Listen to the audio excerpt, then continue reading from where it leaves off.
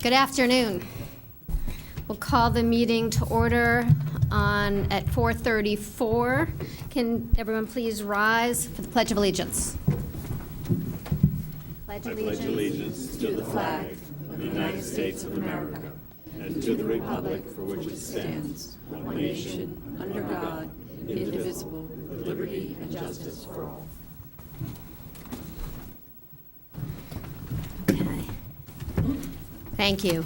We've had a request due to scheduling to take an item out of order. There's been a request to move the item, the discussion on and vote on the DPW encroachment permit from the new business under item 11 to start off the meeting.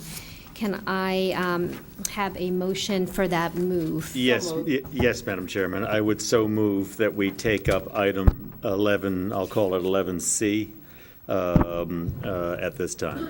Okay.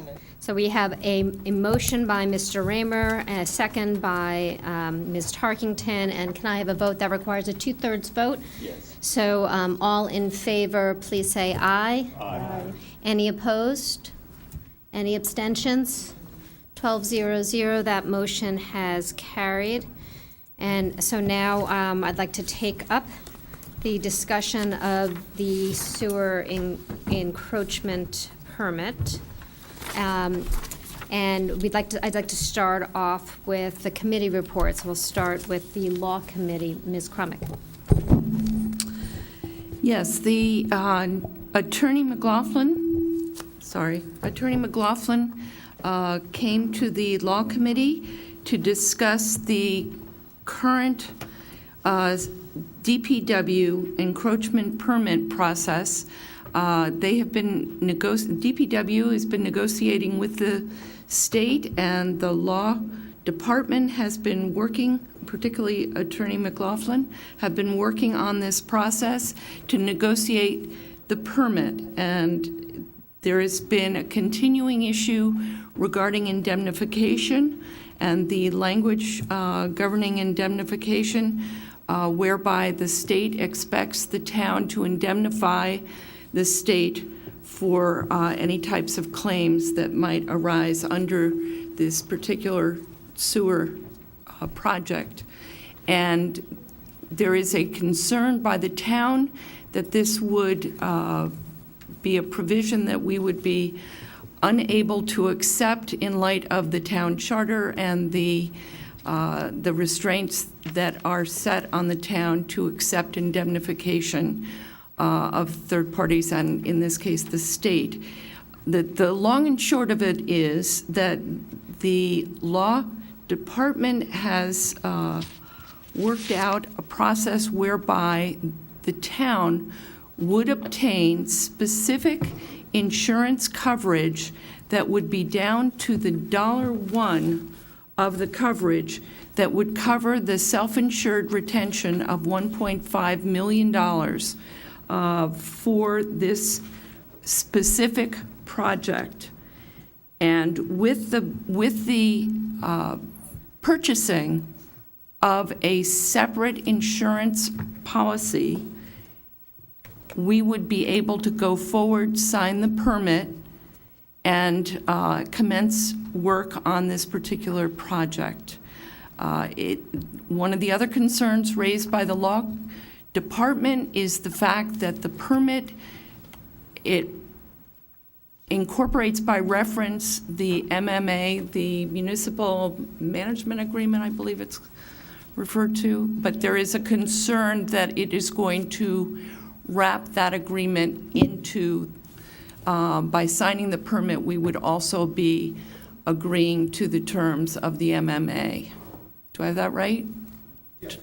I'm turning to Attorney McLaughlin, who is way more familiar with the specifics of these. Municipal master agreement. Thank you, sorry. Municipal agreement. What, if I may answer the question? Yeah, are you on? No, Is your turn it on.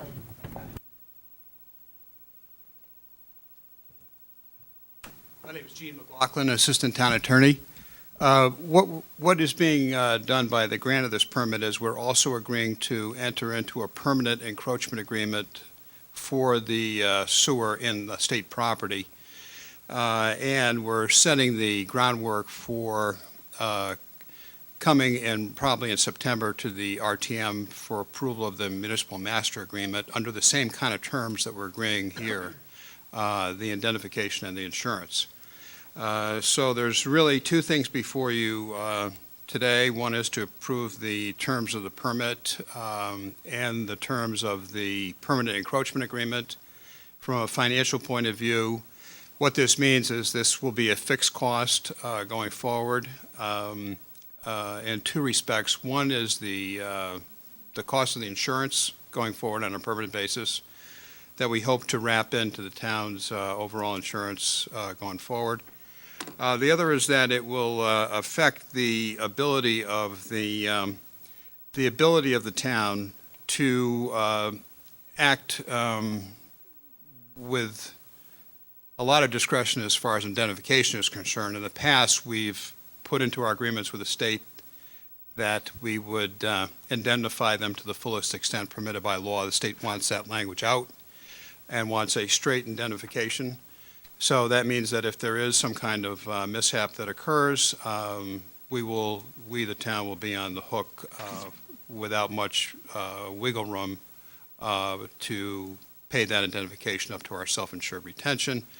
If we didn't have insurance, but what this agreement is also agreeing to is that we are agreeing to get insurance so that we no longer have the self-insured retention of $1.5 million.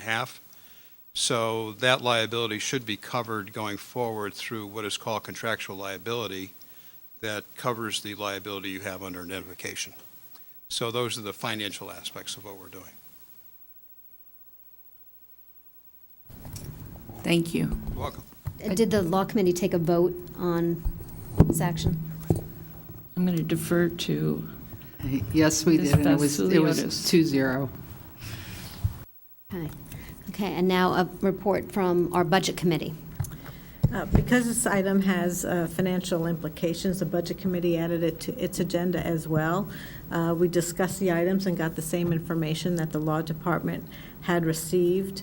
One of the discussions that we had, though, was about the cost for the insurance going forward. There is certainly a request to have this insurance be looked at in terms of the whole umbrella of insurance coverage that the town has and whether it needs to be separated and separately priced or gets a different treatment. We also think that for this particular sewer project, the cost of the coverage may be higher, but using this approach for other projects under the MMA, it may not be as expensive in that the indemnification period would be during the time of the construction and wouldn't then kind of last in perpetuity, but that's still to be worked out.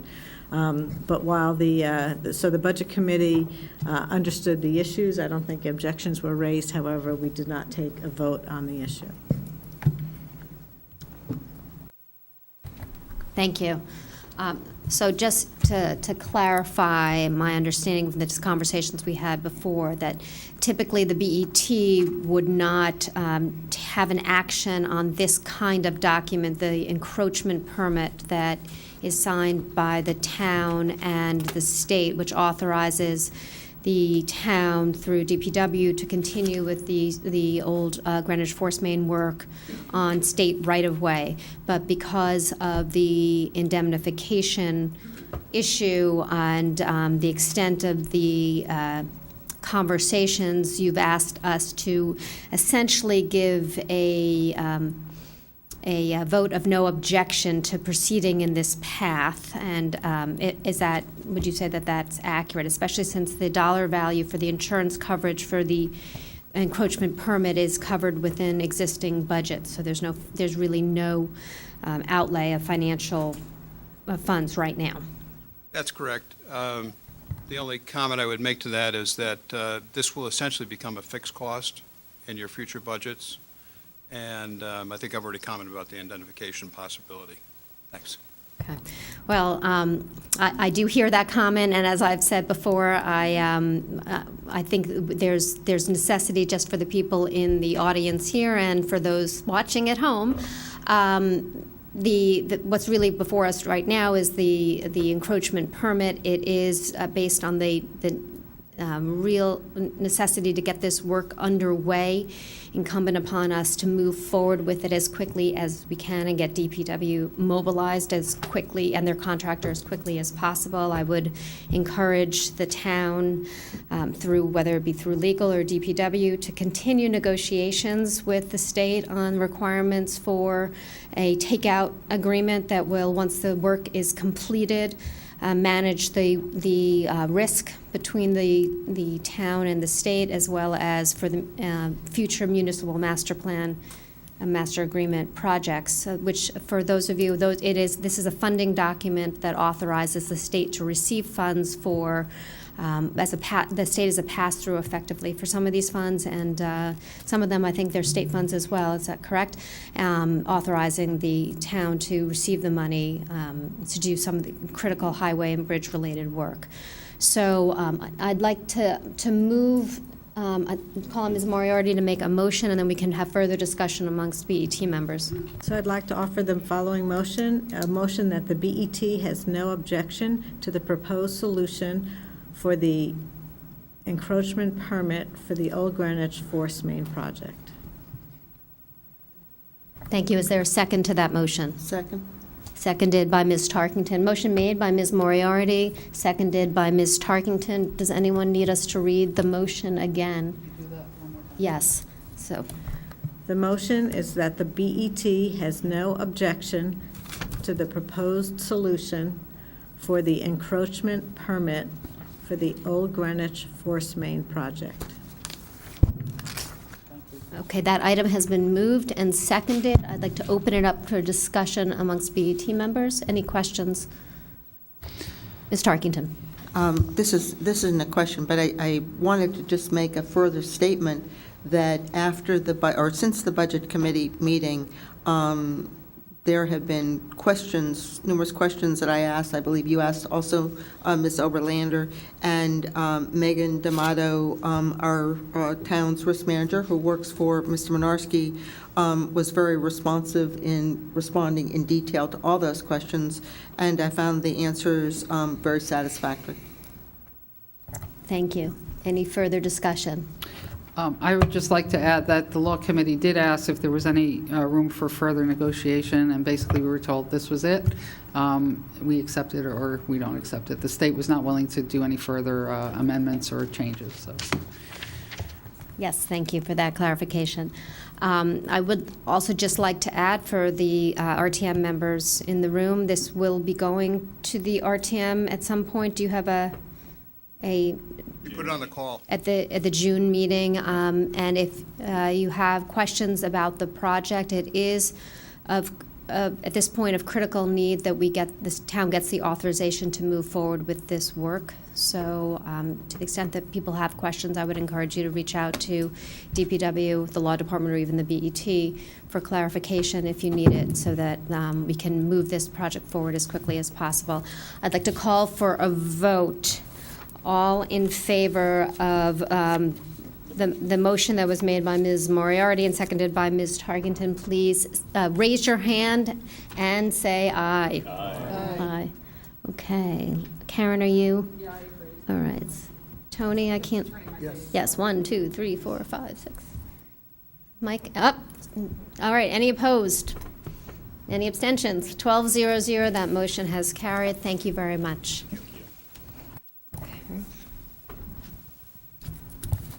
I'd now like to have a motion to go into executive session to discuss pending litigation. So moved.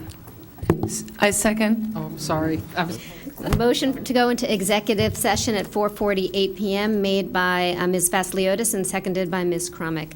All in favor? Aye. Any opposed? Any abstentions? That motion has carried. Ms. Vasiliotis. Okay. The next item on the agenda is the request for budget adjustments. There are 2 requests for budget adjustments that I've designated as routine on the recommendation of the Budget Committee. These are detailed on the meeting agenda. Are there any objections to the designation of routine? Hearing none, Ms. Crumick, Clerk of the Court, can you please move the routine items? Yes, Oh, sorry. Clerk of the, I have to change my script. LW5, Law, $250,000 as an additional appropriation for outside legal fees. LW6, also Law, $15,000 for a transfer of office supplies. Okay. These routine items have been moved. Is there a second? Seconded by Ms. Vasiliotis. Committee report. Ms. Moriarty. So the Budget Committee took up both these items. First, the $250,000 additional appropriation. When this item came to us, it was, the original request was for $200,000. The rationale was that the outside counsel costs for the Collins versus the Town of Greenwich case have exceeded what was expected to be spent this year. They had thought that the insurance company might want to take this case over the trial preparation, but instead the insurance company has said the town should continue its preparation, so that caused for increased expenses. They also, after they filed the paperwork to come to the Budget Committee, had gotten an additional invoice for the outside counsel for the Eversource application with the state, and therefore wanted the Budget Committee to consider increasing its request from $200,000 to $250,000. Their fiscal 19 budget, which starts July 1, will cover both these actions moving forward. They just need to get to July 1. The vote at the Budget Committee was 4-0-0 in favor of the $250,000. For item LW6, a transfer of $15,000 for the Law Committee. We discussed this with the town attorney as well. Their experience that their expenses in the 200s major object code are running higher than expected, mainly for Westlaw copies and iPad expenses. The department is able to allocate unused funds from other professional fees in the 100s. The vote at the Budget Committee was 4-0-0 in favor of the transfer. Is there any discussion on these 2 items? Seeing none, I'll call for a vote on both LW5 and LW. Ms. Vasiliotis. Sorry, the Law Committee also took this up, and for the reasons stated by Ms. Moriarty, we did vote 2-0-0 to approve this as well. Sorry about that. Thank you for flagging that. Okay, all in favor of these 2 items, LW5 and LW6, please raise your hand and say aye. Aye. Aye. Any opposed? Any abstentions? 12-0-0, those items have carried. There are also 2 non-routine requests for budget appropriations. Ms. Crumick? We'll take the first one up, SE14, First Selectman, $1 million as an additional appropriation for the settlement of the Abercrombie versus Town of Greenwich. Is there a second? Moved by Ms. Crumick, seconded by Ms. Moriarty. Okay. All in favor of the $1 million appropriation and settlement of the Abercrombie case, I'm going to, please raise your hand and say aye. Aye. Okay. Any opposed? Yes, me. Any abstentions? 11-1-0, Mr. Raymer voting no. That item has carried. Okay. Ms. Crumick, NW2? NW2, Nathaniel Witherall, request for $400,000, which is a transfer of service expenses and fringe benefits. That NW2 has been moved by Ms. Crumick. Is there a second? Seconded by Ms. Tarkington. Can I get the report from the Budget Committee? Yes, the Budget Committee also took up this item and discussed it with the Nathaniel Witherell Board Chair and the Nathaniel Witherell Finance Director. The request is to address a mistake in budgeting that significantly underestimated fringe benefit cost. $350,000 of the request is being allocated to the fringe benefits budget. The request is also to address a tight budget situation in their 200 accounts, especially rental of office equipment and office services. Funds are being moved from a supply account and a personal services account to cover these two needs. Nathaniel Witherell is operating within the total approved budget and just needs this transfer to get to the end of the year. The vote at the Budget Committee was 4-0-0 in favor of the transfer. Are there any other committee reports on this item? No. Okay, any discussion? Ms. Tarkington? When Mr. Simon, the chairman, was asked if this would be repetitive and if this we need to look at the budget for these same items in this year, he commented that he thought they had a better budgeting process and this would not reoccur. Thank you. Any further discussion? Okay, seeing none, I'll call for a vote on NW2. All in favor, please say aye and raise your hand. Aye. Okay, any opposed? Any abstentions? Okay. 11-0-1, Ms. Vasiliotis abstaining. That item has carried. Just been marking my notes. Okay, we are now on agenda item for the assessor's report. Ms. Elliott.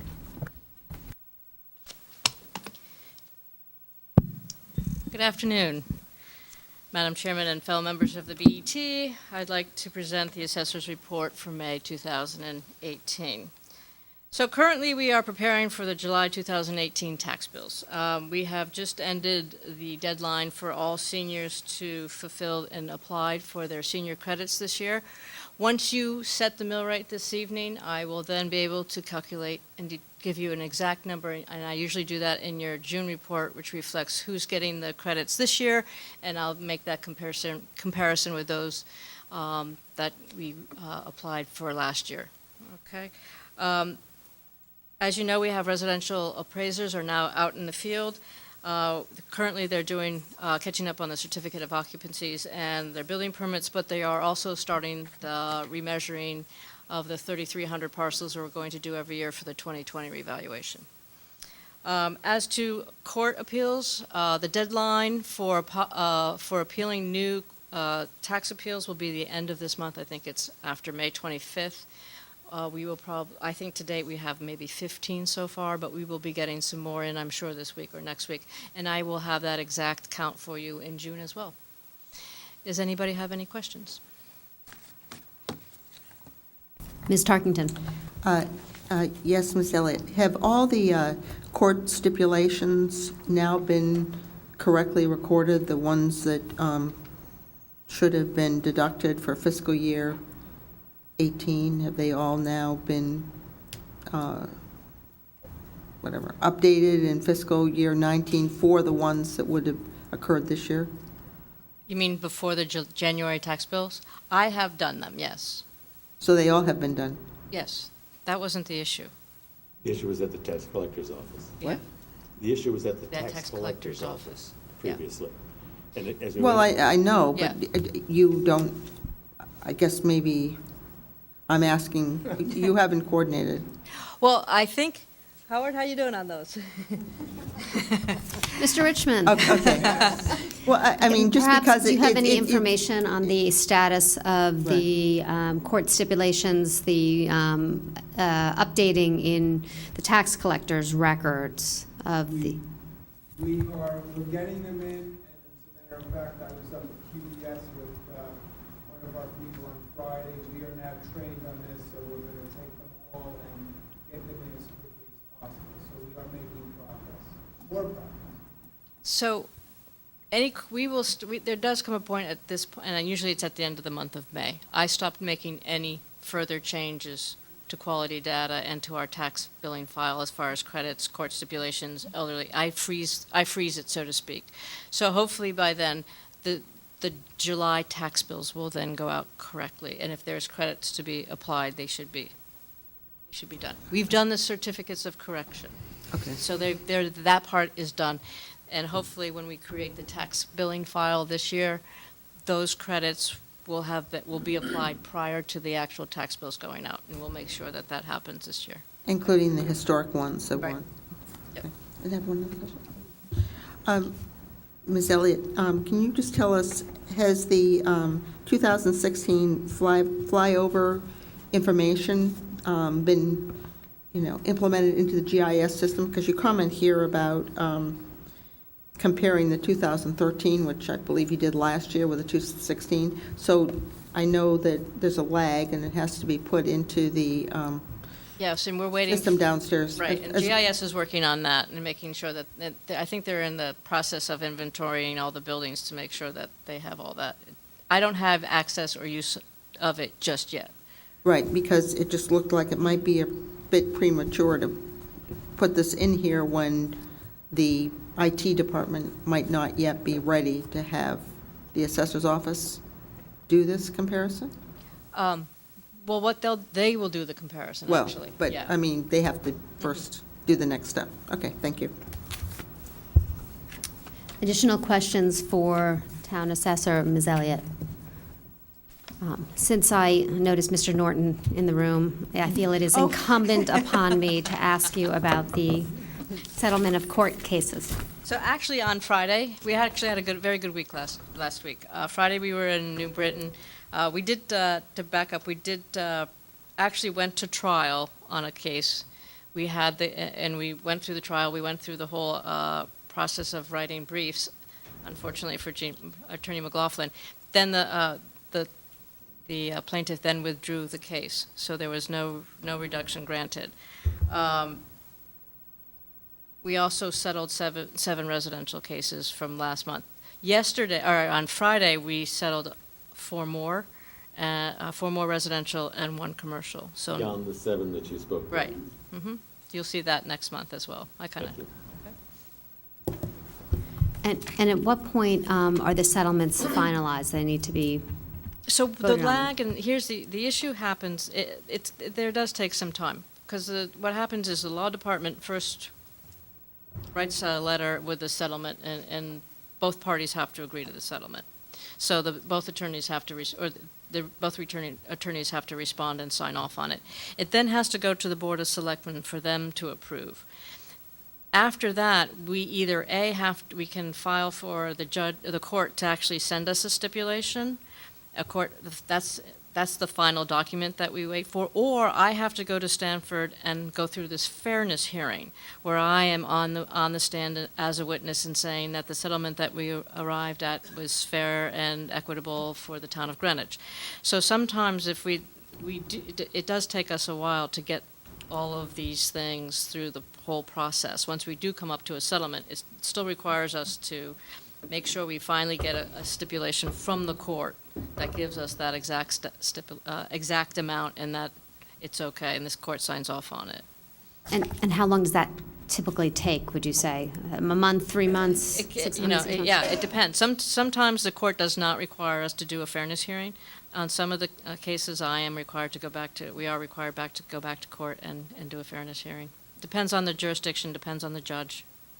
Okay. And then you issue a certificate of correction, a so-called C of C. Correct. Which is what then is entered on your records, and a copy of that is passed to the tax collector's office. Correct. At which point they're able to enter the changes on the tax collection records. Right. And usually, once we get the court stip, we process those within a couple of days. It doesn't take us very long to do that. Okay? Thank you. Okay, if there are no other questions on the assessor's report, can I have a motion to accept the assessor's report? So moved. Moved by Ms. Tarkington, seconded by Mr. Raymer. All in favor? Aye. Any opposed? Any abstentions? 12-0-0. That motion is carried. Thank you. Thank you, Lauren. And for the Comptroller's report, Mr. Menarski. Good evening, Madam Chair and other BET members. You all have a copy of the Comptroller's Report. I'll answer any questions contained within the report. Thank you, Mr. Marinarski. Are there any questions on the Controller's Report? Ms. Hess? Thank you. My only question is, are we going to address the comment by Ms. Murphy regarding the custodial process and the RFP and separating those duties? Or is it done and the retirement board did what they did? Ms. Murphy strongly opposes the actions of the Retirement Board. The Retirement Board voted 3-2. The matter was initiated by the Retirement Board. It's currently in the Law Committee and Law Department's hands right now. This is the issue of the custodian. Currently, we have State Street Bank, and the Retirement Board voted to hire I believe it's NBS is the acronym. So that, to answer your question, I put that in there just to show that the Ms. Murphy and Natasha, her assistant, feel that it does not meet best practices. So she's against it, and if you want to address it as BET members, you get the opportunity at the Investment Advisory Committee. You get 4 votes. The Law Committee, you get 2 votes, and then it goes before the BET, and the BET can act on it. Thank you, Mr. Marinarski. Any comment from the Law Committee? We have been discussing it. We have not taken a final vote. And just to clarify, in terms of process, I had asked the Retirement Board to work with the Law Department and put the form of amendment in the form that the Law Department was satisfied with before we took formal votes on it, so that our vote was on what they wanted us to see, as opposed to the BET drafting the amendment. And so we'll need to circle back on that. Other questions on the Comptroller's Report? Hearing none, can I have a motion to accept the Comptroller's Report? So moved. Second. Okay, moved by Mr. Weisbrod, seconded by Ms. Tarkington. All in favor? Any opposed? Any abstentions? 12-0-0, that motion has carried. Okay. The next item on the agenda is the Treasurer's Report, showing investing portfolio activity for the month of April 2018. Are there any questions on the Treasurer's Report? Seeing none, I note that the BET has received the report and will forward it to the Audit Committee to be filed for review by the outside auditor, which leads us to BET Standing Committee reports, for which there are none this evening. BET Liaison reports are also none this evening, but we do have 2 Special Project Team reports. We're joined this evening by Art Norton, Chair of the Nathaniel Witherall Strategic Planning Committee. That committee has been hard at work these past several months, meeting very, very regularly. Mr. Norton, can you join us to give us a brief report of the committee's actions? Can I just raise a point of order before it starts? On the amended agenda, for some reason, it wasn't checked off that he was giving the report. So I would just ask that we note that it was a clerical error, that the original agenda had that checked off, but for some reason it didn't make it to the second one. Thank you for advising it. It had been hand-checked since the form was frozen, but I guess the hand check didn't make it onto the electronic distribution, although it is posted with the hand-checked. But thank you for raising that. Mr. Norton.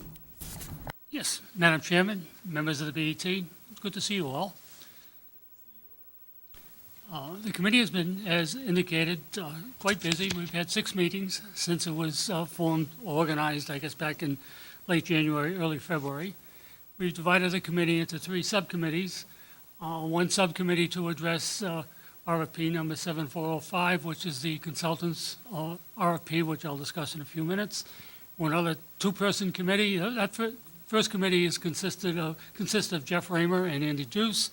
The second committee for RFP 7405, which is the accounting, RFP. That subcommittee is Chair Jill Oberlander and Bill Drake. And the third committee that we have formed is to address labor issues, especially related to the renewal of the various contracts for the three unions that participate or are employed by Nathaniel Witherell. As I indicated, the committee has met 6 times. The last time we met was last Wednesday. And the next meeting we'll have will be this Wednesday, in which we will be doing some interviews of the 2 entities that we have selected on the RFP for services, including the operations, specifically relating to the strategy we want to have implemented for Nathaniel Witherell. The 2 entities are CRG, which stands for the, tell me what it stands for. Yes, CGR. And the second is for the firm who did work for us a number of years ago, HDG. The interviews will begin at 8:30 on Wednesday morning in the Mazza Room. We're going to invite all members of the BET to observe the practice, the process as we follow. We have put together a list of somewhere in the vicinity of 15 to 18 questions covering a series of topics. And we hope to be able to award a contract by the end of the day. We have also scheduled a meeting for the 7th of June to do the same process for the RFP for accounting services. We'll have to organize a series of questions which we present. Actually, both of these processes are really handled and run by the purchasing department under the jurisdiction of the Director of Purchasing, who has been very helpful with us as we have progressed in this process. I think the committee has accomplished a great deal, and with the 6 meetings that we have, I think we're working very well together. And I think the objectives that we have set forth, we have a very good chance of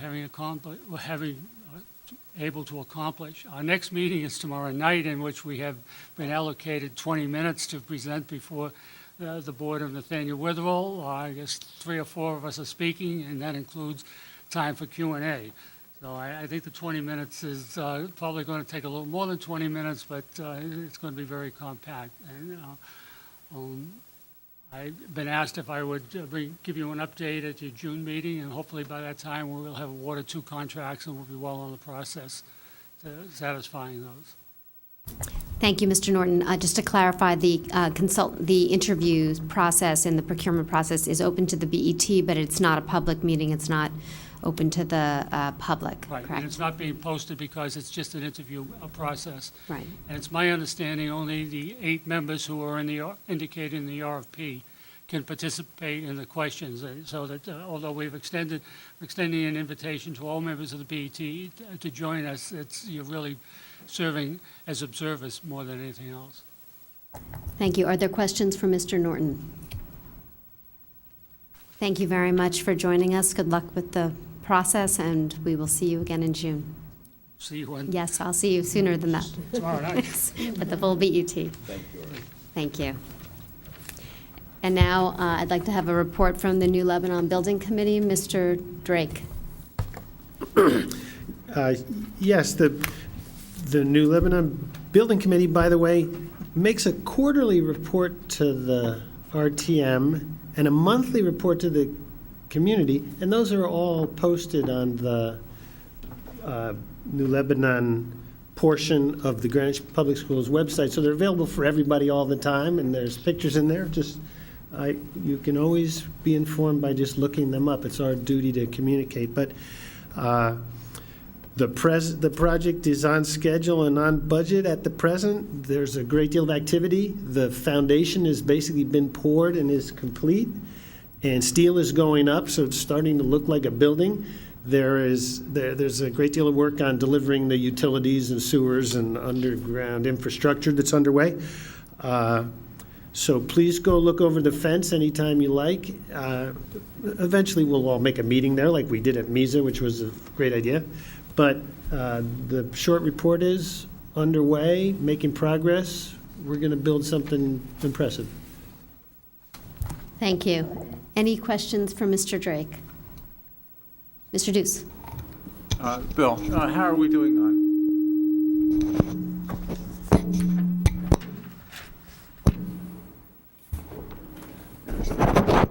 Okay. How are we doing on the reimbursement from the state? We're doing excellently. We've collected 2 batches, 2 submissions. It totals $8.2 million that the town has received the cash. I think another one is underway, and we basically do them every 60 days. So the process is succeeding. Terrific. Any other questions for Mr. Drake? Okay, thank you, Bill. Okay.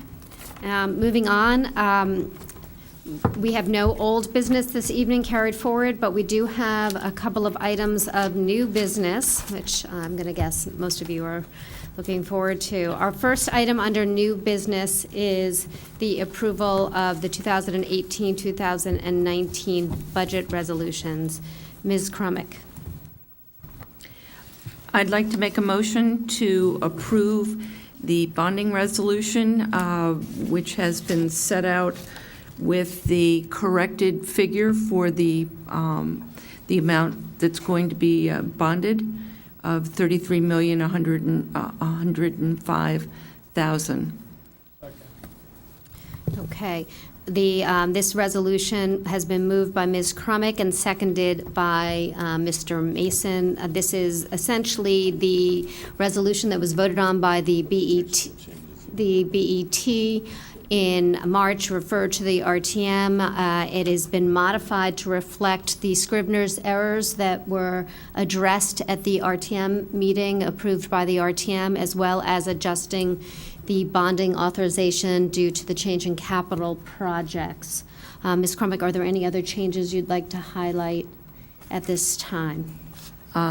No, we picked up the changes that the RTM had agreed to. And to the extent that there were Scrivener's adjustments made to any of the other resolutions? We don't need to vote on those. They've been accepted by the RTM. Okay. It's just this So the one. only resolution that we need to vote on this evening is the bonding resolution. Been moved and seconded. Is there discussion on this resolution? Okay. Seeing no indication of discussion on this, I'm going to call for a vote. If you could both raise your hand and say aye, and I will cast around. Those in favor? Aye. Aye. Any opposed? Any abstentions? Now, there were a couple of hands I didn't see, so I'm assuming it's 12-0-0 in favor of the bonding resolution as amended. That motion has carried. Thank you. The next item of new business before us is the approval of mill rates for the 2018 to 2019 fiscal year. Ms. Crumick.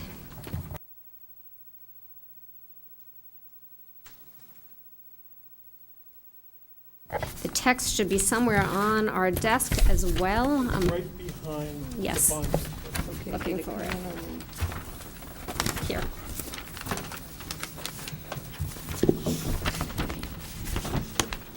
Resolution for sewer maintenance fund tax on assessment list of October 1, no? Go to the previous page. Sorry. That's right. We're going to I gave you the wrong one.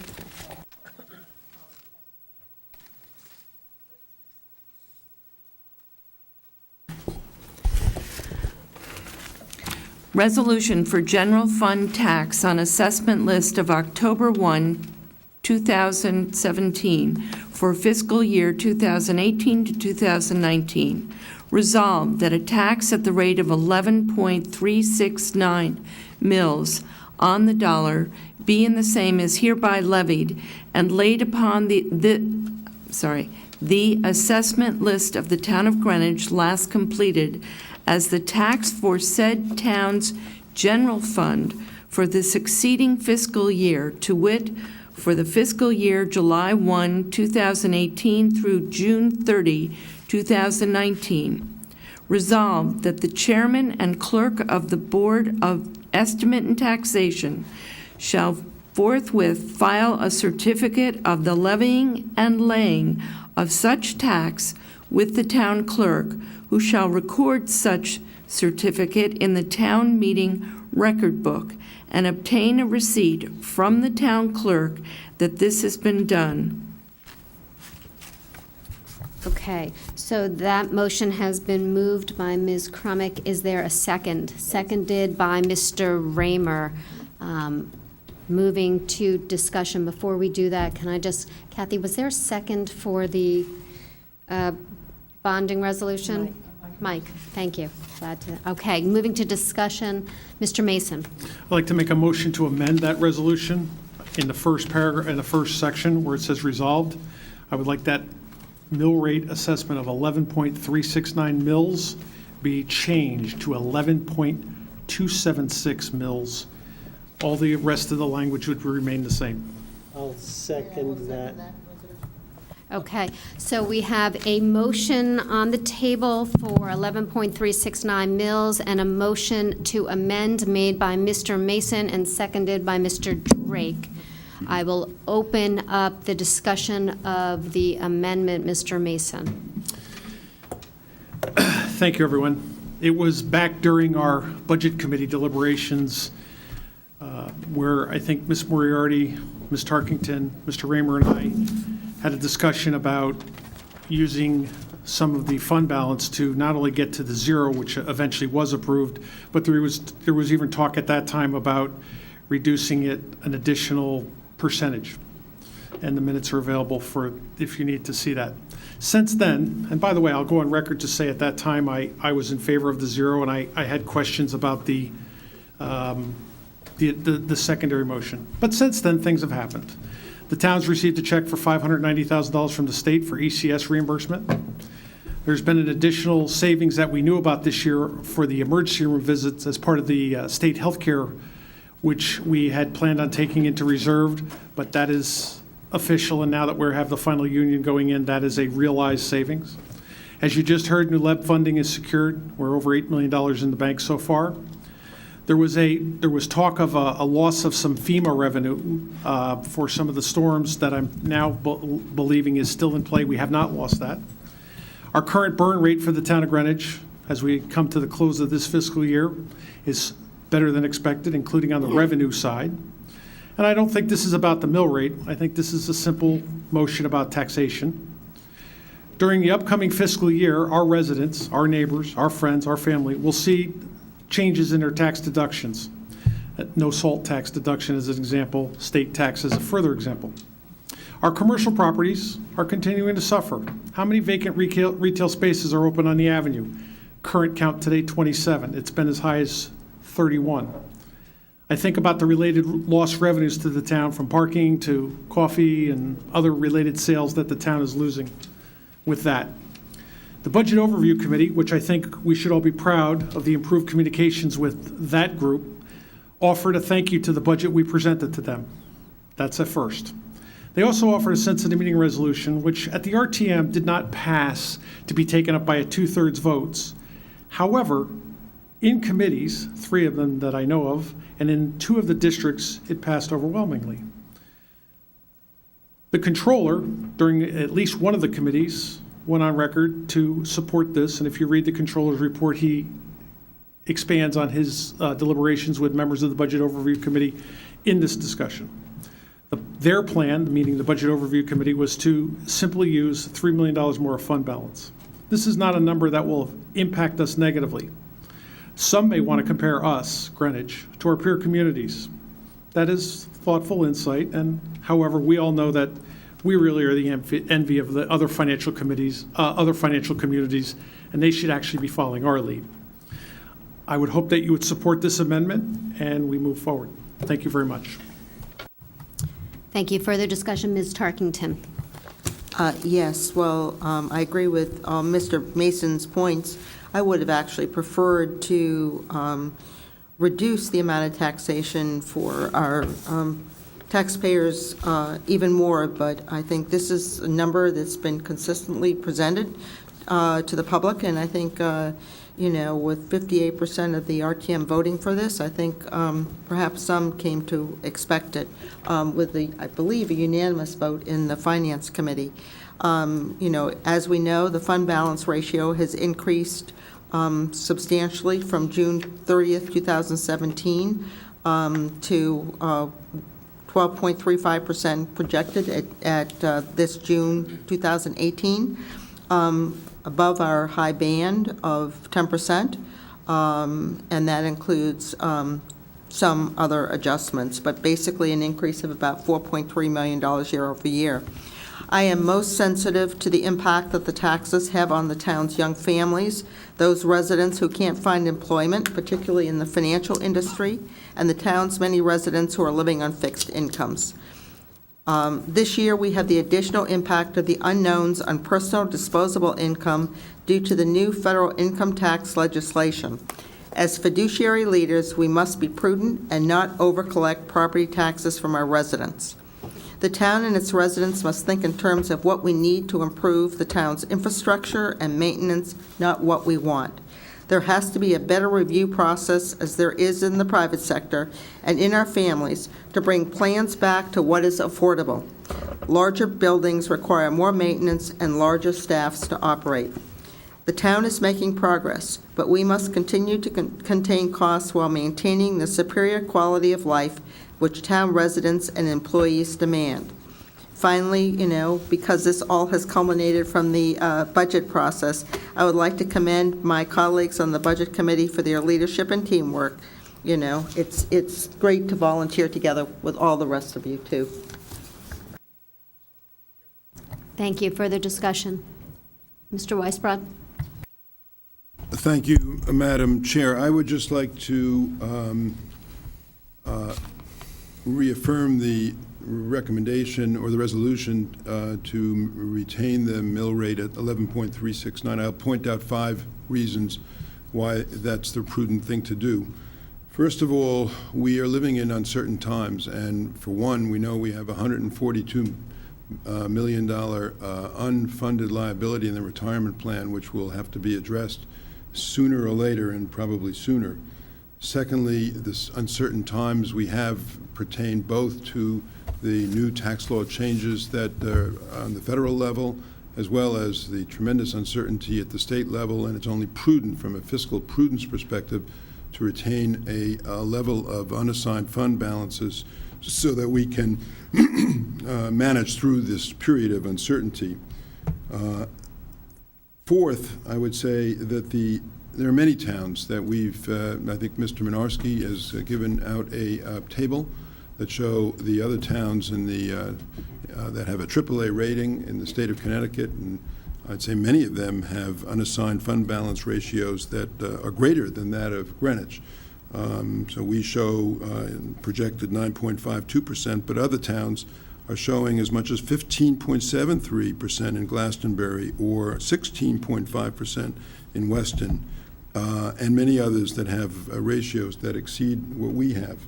And finally, and perhaps most importantly, it's always been my understanding that the goal of the BET has been to try to manage the mill rate to on an even keel, so that we don't have large movements up or down, and keeping the mill rate flat this year really is the desirable course for us to take. And I would say that we expect imminently from the deep ruling, if you will, on Hillside, and that there may very well be funds required for remediation there, and other uncertainties that are going to come up where it's prudent to retain the fund balance at the level that it's at now. Thank you. Thank you. Further discussion? Mr. Deuce. I could borrow this. I support the amendment. I think it's very difficult unfortunate for the town to be in a position where it's seeking to tax us in amounts higher than what our expenses are. And yes, I hear what David is saying, that the future is uncertain. The way to address that is not to overtax us, but really, if indeed we have some uncertainties that we're facing, maybe we need to change our fund balance policy to something other than 10% as an upper bound. But that's our upper bound, that's our policy. And we're going to be well above it for the second year in a row. If the policy has any meaning, we should follow the policy and make this a small adjustment that's been proposed in the amendment. Thank you. Further discussion. Ms. Kremick? I just wanted to add that I think that we've always tried to have a low and predictable tax rate for our taxpayers, and I think one concern I would have is that if we go lower this year, that next year it'll go much higher, and I would rather see a more consistent, low and predictable tax rate. Further discussion on the motion to amend. Ms. Vasiliotis. I would just echo what Andy said and what Mike said. We have an excess of $9.8 million in our general fund over the 10%. We have basically overtaxed our taxpayers in this town, and we're sitting on this money, and we're saying that we're going to use it for some future events that haven't occurred. To me, that's a pre-tax for an event that we haven't even seen. We don't anticipate any remediation next year, according to our DPW commissioner. We have seen more than what we expected to see as far as coming in as revenues. To say that we're going to use this to smooth out in the future our tax rate for low and predictable, which I've always hated that terminology. I think we should be looking at our spending rate, if that's what we want to do, and making decisions based on that, which is what other towns have done. I mean, you look at Westport, who has come up with a tax rate, a flat tax rate for the third year in a row. They've done it through spending cuts, not using their general fund. And their general fund, by the way, is at 10%. So I think that for us to deny $3 million out of a 9.8 excess, we'll still have excess in the general fund, does a disservice to our taxpayers, and is really not the message we should be sending. Now, I also deal with low-income families in town. I see how even $1 extra would impact their lives. And I just think that it's something that we should be considerate of as the finance board in the town. We shouldn't be sitting on monies that we don't need right now, and we don't need it right now. Mr. Turner. Thank you, Madam Chairman. I would offer just a couple of comments. I think it would be financially or fiscally irresponsible for us to use the money just because we have it. I would reflect on Mr. Weisbrod's observation of our pension fund deficit, and we've all witnessed year-to-date some very erratic capital markets. We sit in a position today that our annual contribution may be increased. We don't know the answer to that as we go throughout the year. You know the issues with the state financial with Connecticut's financial situation. We know we're going to have a significant capital request from the Board of Education for next year. And I just can't imagine that a finance board of the wealthiest town in the wealthiest country on planet Earth would spend the money just because we have it, when we all know that there's tremendous clouds of uncertainty ahead of us. It absolutely does not make any sense. So obviously, I am against the motion, Madam Chairman. Thank you. Thank you. Further discussion on this motion to amend. Mr. Deuce. One more item. To expand on Karen's comments, the way you plan for financial uncertainties is not by taxing more and saving more and getting a larger fund. The way you do that, you do structural cost reductions and improve efficiencies in how we operate. You just can't save your way out of this crisis. You got to run yourself better. And that's why I favor returning a small portion of this overage that we have this year. Ms. Hess. Sorry, Andy and I are sharing the cushion over the microphone. I'm supportive of this, and the reason I am is I don't think that this $3 million is going to make or break any of this uncertainty. I completely agree with everyone and what they're talking about. But at the end of the day, we do have a policy. We have excess money. And I don't believe that we should be overtaxing our residents in a year if we can actually we did better than expected with certain items. And I believe that it will go a long way to many of our residents. And if we have it, and we're not expecting it originally, I do think we should be passing it along, and we'll have to deal, with these other items in the future. But I don't think using up the $3 million fund balance will make or break it. Mr. Mason? So I've been called a lot of things, but fiscally irresponsible is not one. Considering that when I started on the board, we had a negative fund balance, and we were getting letters from the credit rating agencies saying, you have a negative fund balance. So I was on this board when we instituted a fund balance policy and a debt policy. This is not about being over the policy. This is very, very simple. If you look at the issues of the last 3 or 4 years with the budget, when the town adopted the state health care plan, there was savings. The town, not just the BET, voted last year to say, we know we have the savings, let's sit tight, see where remediation goes, some other things go. We did that. We did that as a town. This year, we have an additional healthcare savings, okay, that if you look at the meetings in the RTM districts and from the sensitive meeting resolution, and I know they didn't take it up fully, this year, the vote seemed to be saying, okay, we've exceeded our fund balance policy by $9.8 million. The professionals that help us manage and finance the town have opined on this in the positive. As I said before, this is a $3 million item. I'm glad to hear that we're so financially successful. I'd like to take some credit for that. Thank you, Mr. Turner, for your comments. Sorry to be direct. But this is a small number, and quite frankly, this is just a statement saying to our residents, when we can find financial efficiencies that benefit the taxpayers, we're looking for them. This is one of them. We found it this year with some added revenues and added savings, and we're just proceeding on. This is not the requests that come from any department next year will be prepared for. I think I would love to have more of a conversation about how all of us in this town could get permission to do remediation at the high school and get those fences down, which are just horrendous looking. So again, I don't think this is a big issue. I think this is just a common sense approach.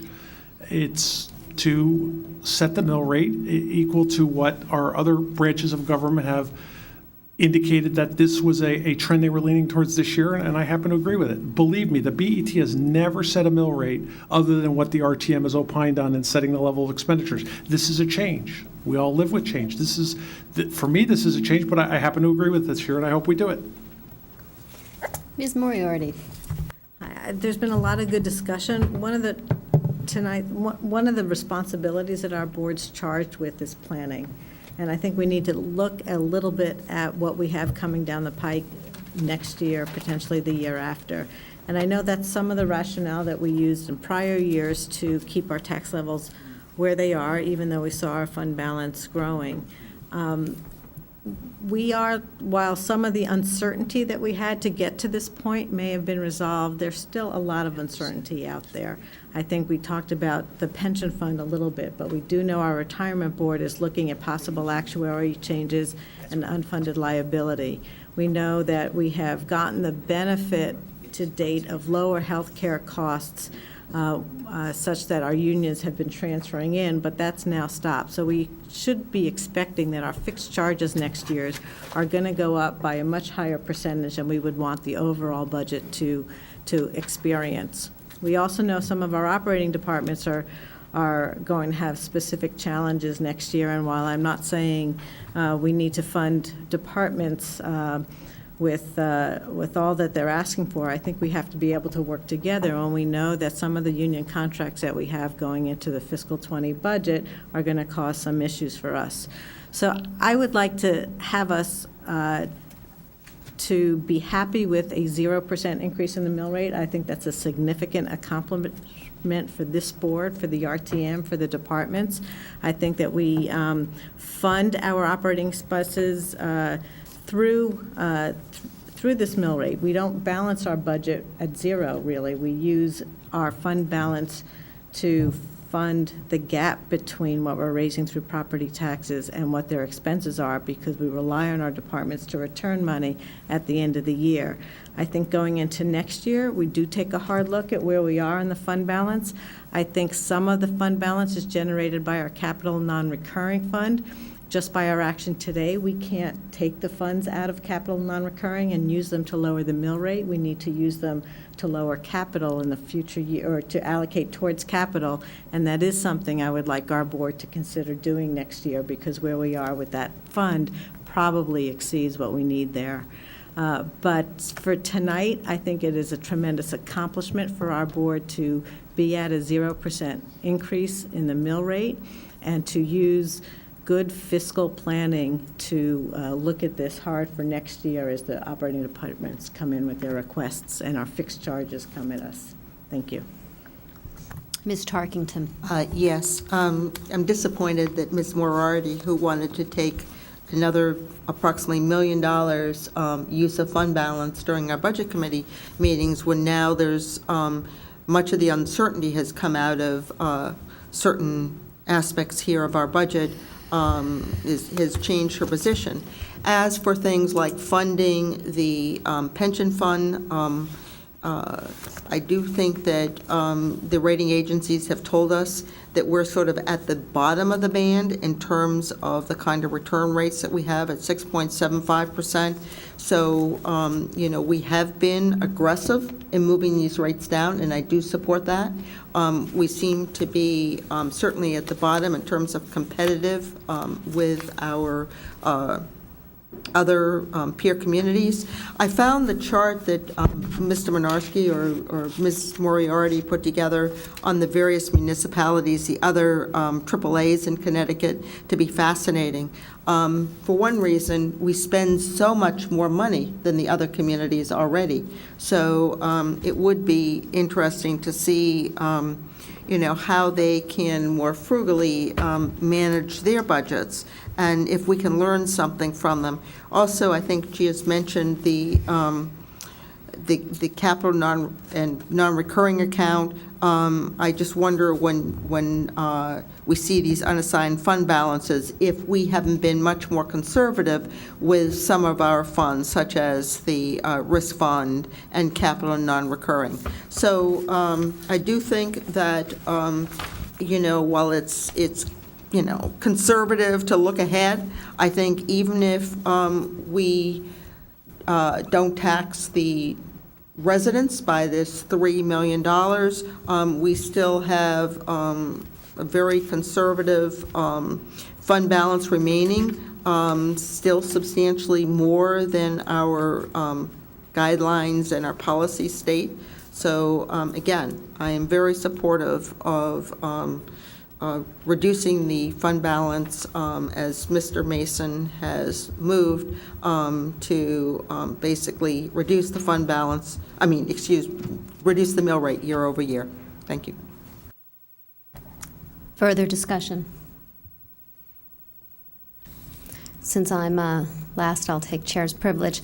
Mr. Minarski, there were a couple of things said tonight that raised some questions on some of the topics that we had touched on previously. First, Mr. Mason has pointed to your statement at the Finance Committee of supporting the $3 million. I'm not going to ask you specifically about that, but just in general, based on our conversations, he also touched on the historical basis for our fund balance policy, and I was hoping that maybe you could explain it better. The way I understand it, he referenced that we had a negative fund balance. And as a result, when we put together our fund balance policy, we lumped together 3 different types of accounts: unassigned, capital non-recurring, and risk fund, to develop a pool of funds that would be sufficient to satisfy the rating agencies that we had enough unassigned cash, and that in fact is not how our neighboring communities address their fund balance ratios. Is that, if you could just speak on that a little bit?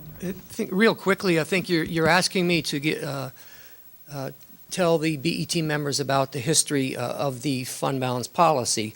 The first fund balance policy was codified, ratified, whatever, in September of 2011.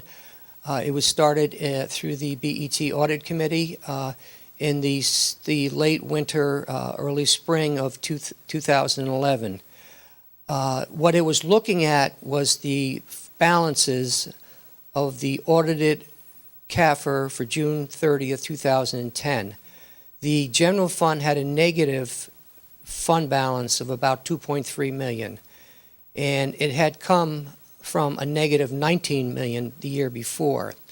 And we went to the credit rating agencies, and Bill Lindsay, the financial advisor for IBIC, Independent Bond Investment Consultants, and I got together and tried to come up with a strategy to tell them that we had other reserves that we could reach back then.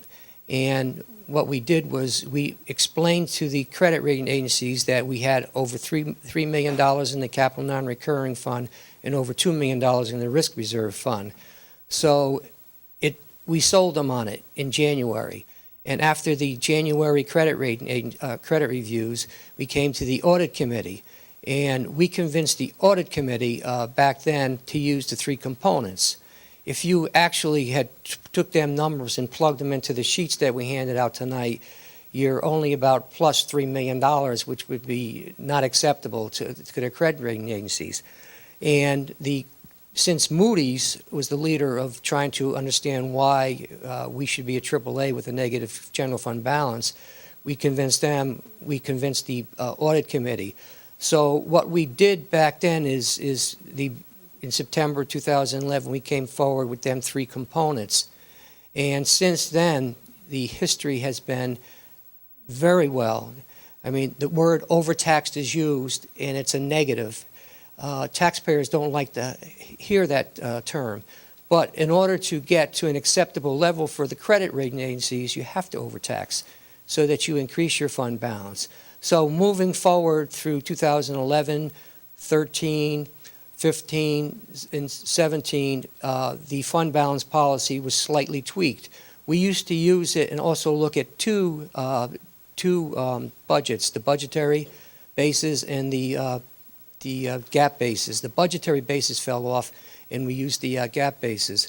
So what we have come to today is a situation where we have a fund balance policy that started in 2011, and now, if you look at the numbers, we're exceedingly, by millions, I think it's $9 to $10 million higher than the BET policy.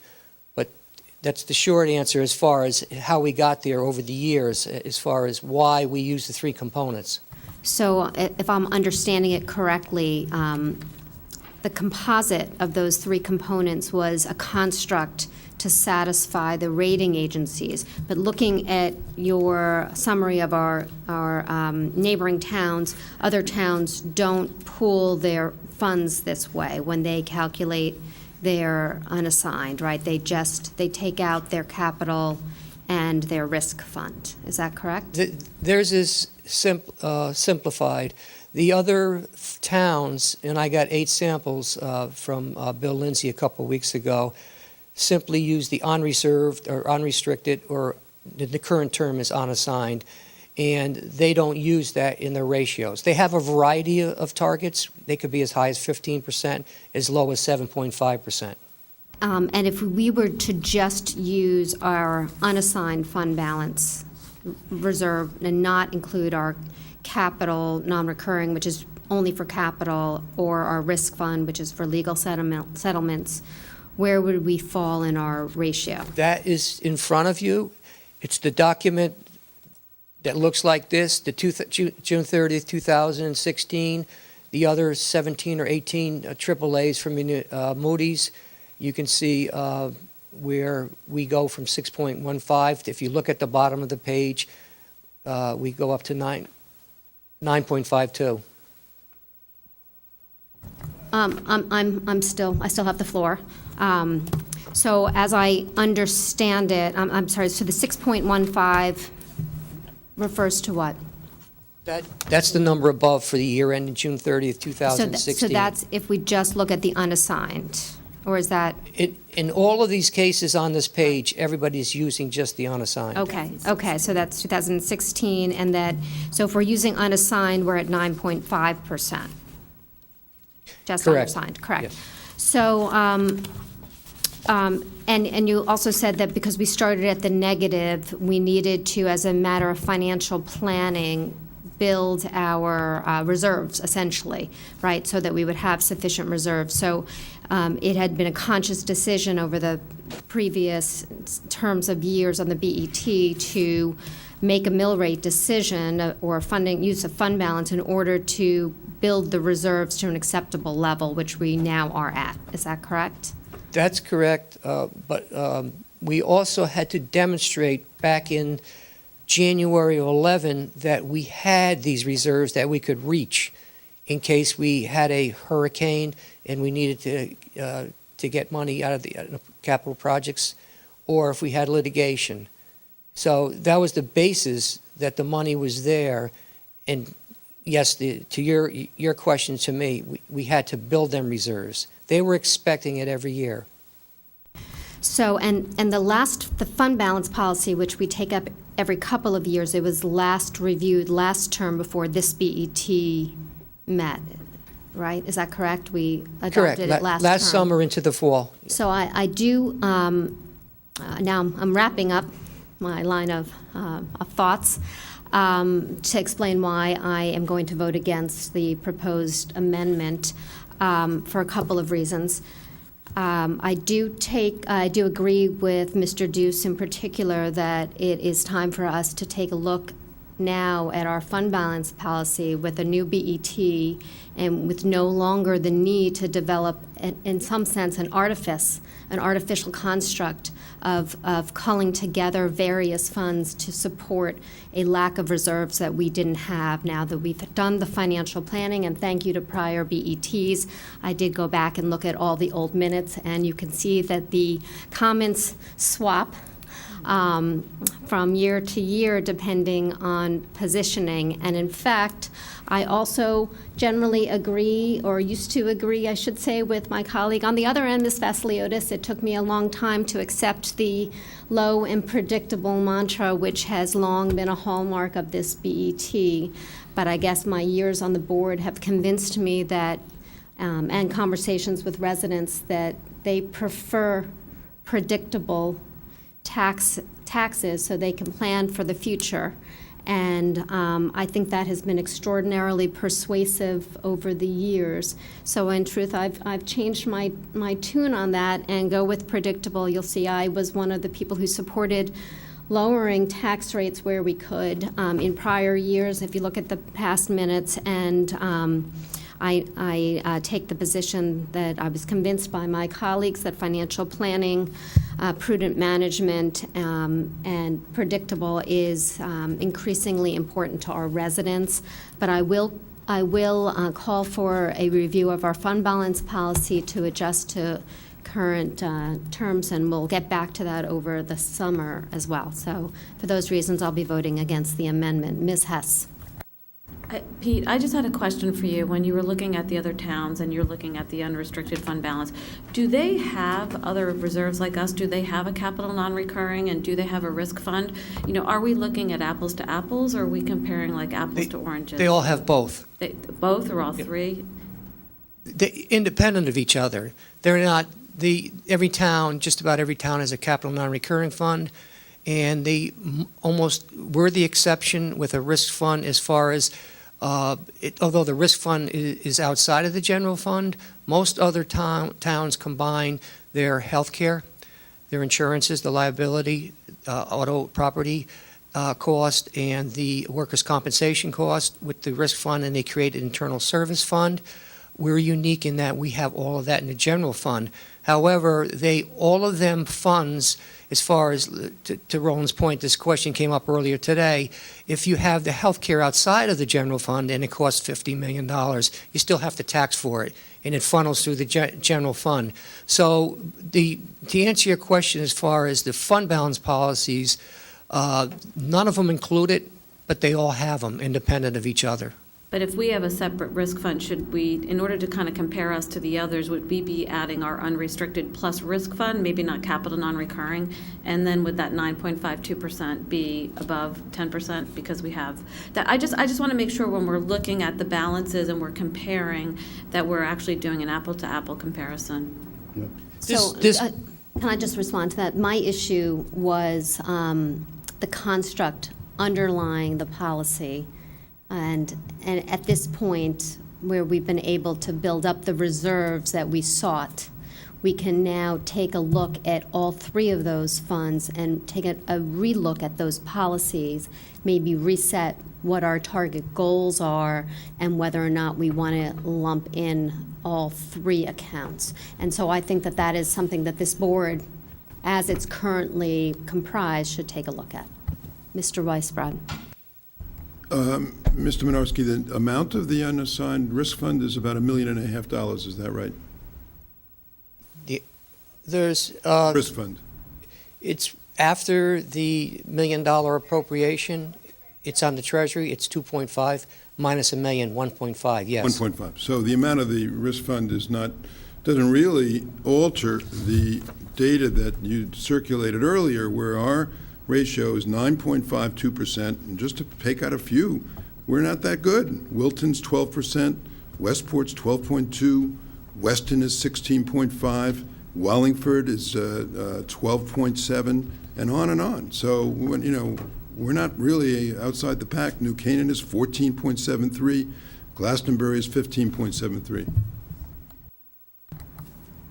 Mr. Mason. I think I'm trying to help Ms. Oberlander with her question. At the end of the year, when you do the CAFR, no matter what fund it's in, does it show up in the CAFR as uncommitted? I'm sorry, there's... Your risk fund, your yes. capital non-recurring, and your general fund Yes. all show up as uncommitted. They show up, the general fund has 5 components. They look at the total, where we have 50-something, 56, 54 million. The BET disregards the assigned portion. The assigned portion's got 2 additional components, which are the encumbrances and the use of fund balance. We're somewhat unique because we use a quantity of fund balance that's way higher than everyone else. The capital non-recurring is basically, let's say that hypothetically we end the year after we close out the project's 11 million, it's all uncommitted, and the risk fund is all uncommitted, but they don't classify them the same way. But I think I'm answering your question. Yes, they show up in the CAFR is on reserve. So 60 days after after June 30th, when you close the fiscal year, regardless of what fund is labeled, other than shellfish or harbor management, as we're going to get to that, but all of your general fund, your capital non-recurring, your risk fund, all of those 60 days after year-end close, after you've used fund balance for the mill rate calculation, which is scheduled to be $11 million, whatever it is, that all shows up as uncommitted available funds for appropriation. Correct. Okay. So let me just say this. We can, Ms. Moriarty touched on an important point of we may decide to change that. But make no doubts about it. This is, as I see it, we're going down into Nathaniel Witherell Road here. Let's just switch how we count the numbers here. At the end of the day, when the CAFR comes out, everything that's in all the funds that's uncommitted will show up as fund balance, and your projection will be at 12.5%, 60 days after the beginning of the next fiscal year, according to this document, correct? That's a projection, and we estimate it's pretty accurate. Thank you. Will be pretty accurate.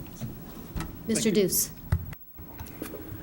I'm in favor of benchmarking as much as anyone else, but I think this schedule unfairly penalizes Greenwich. I mean, compared to all these other towns, our grand list is the highest in the state. The next highest one on this list is Westport, which is about 1/3 of ours. Our tax rate is much lower. I mean, in terms of our strength of our AAA, it's so much above heads and shoulders of these other credits that we have here. To show us as being weak by comparison at 9.5, or on this list, 6.15 versus others being the lowest in the list, I think that's not really fair. I think if you really had to ask the agencies how would they assess our credit, our ability to tax is much more better, much more favorable than having a fund balance of X or Y. And our ability to tax is so far untapped vis-a-vis these other communities. We are a very strong AAA, and whether we have a fund balance of 6, 9, or 0, I would submit. Further discussion on the amendment? Okay, so I think we've reached the conclusion of the discussion on the amendment. On this, I'm going to call for a name vote, only because it will be easier to mark. I'm going to start to my left with Ms. Fasliotis. To vote to This reduce. is, sorry, this is the Ms. Mason Vote. motion to amend the resolution to include, let's see, it's 11.276 mils as the mill rate. So, on the motion to amend. I vote for the motion to amend. So, Mr. Turner? No. Ms. Tarkington? For the motion. Yes, in favor. Mr. Raymer? No. No. Ms. Crumick? No. No. Ms. Moriarty? No. Mr. Mason? Yes. Mr. Drake? Yes. Mr. Weisbrod? No. Ms. Hess? Yes. Mr. Deuce? Yes. And I am voting no. That is a 6-6 vote. The motion to amend fails. Okay. Which leaves us with the original motion made by Ms. Crumick, seconded by Mr. Raymer, to have a mill rate at 11.369 mils, which was the rate approved at the original BET budget vote and the RTM vote. Further discussion on that motion? Okay, and I will again call for a individual name vote, and because it'll be easier, I'm going to start again with Ms. Fasliotis. Again, this is a motion to adopt the initial resolution for a tax at the rate of 11.369 mils. Abstain. So you abstain and vote at the end. Okay, Ms. Vasiliotis. Reluctantly, yes. Mr. Turner. Yes. Ms. Tarkington. Mr. Raymer. Yes. Ms. Crumick. Yes. Ms. Moriarty. Yes. Mr. Mason. Yes. Mr. Drake. Yes. Mr. Weisbrod. Yes.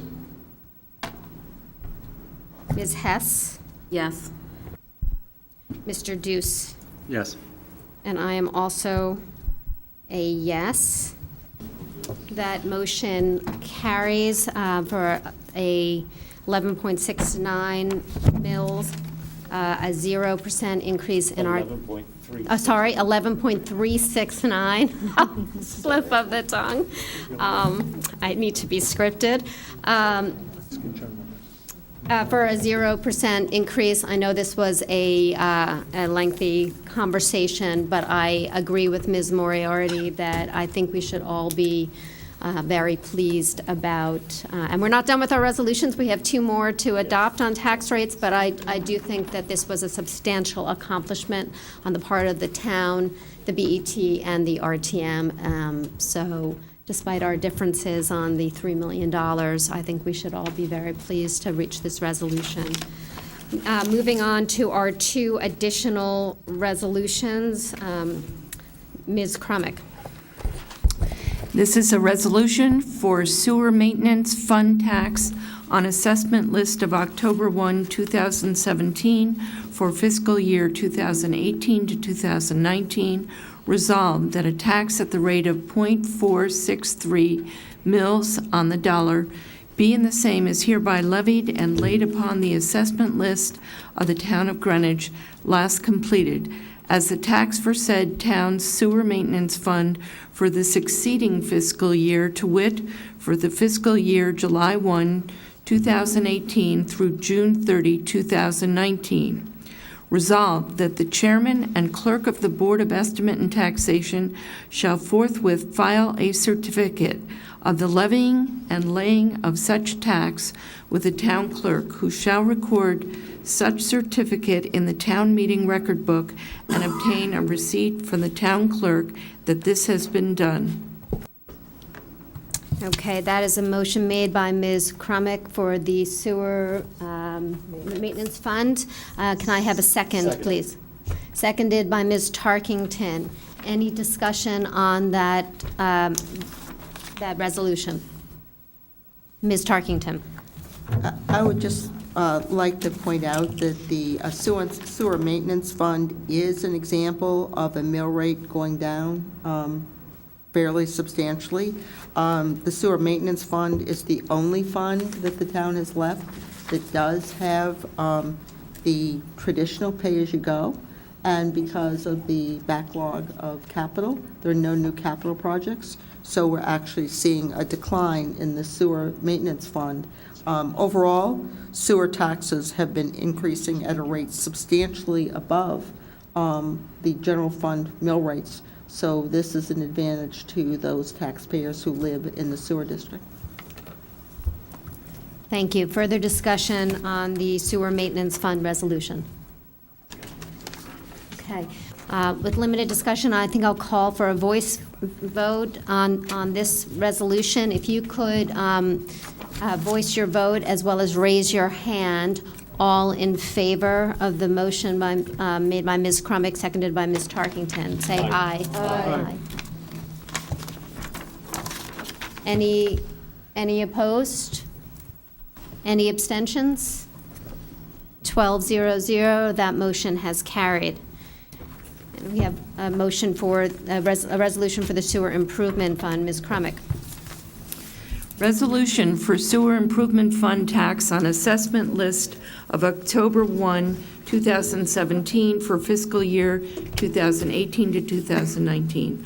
Resolved that a tax at the rate of .039 mils on the dollar being the same is hereby levied and laid upon the assessment list of the town of Greenwich last completed as a tax for said town sewer improvement fund for the succeeding fiscal year, to wit, for the fiscal year July 1, 2018 through June 30, 2019. Resolved that the chairman and clerk of the Board of Estimate and Taxation shall forthwith file a certificate of the levying and laying of said tax for the town clerk, who shall record said certificate in the town meeting record book and obtain a receipt from the town clerk that this has been done. I'll second that. Okay, that is a motion made by Ms. Crumick, seconded by Ms. Tarkington for the mill rate for the sewer improvement fund. Any discussion on this resolution? Seeing none, I'll call for a voice vote as well. All those in favor, please say aye. Aye. And aye. Any opposed? Any abstentions? 12-0-0. That motion has carried.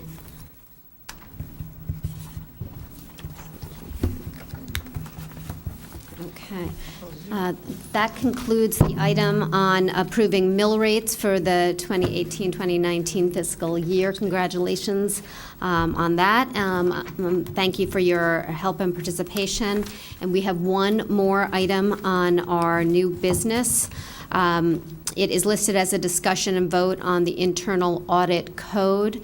I will say that I was probably a little too optimistic that we would have all of our discussion and be able to have a vote on this internal audit policy before this meeting, but this will be a first read of this policy. I note that Mr. Mynarski indicated that the BET Audit Committee was the introducer of the general fund policy, and apparently they are the proactive branch of the BET.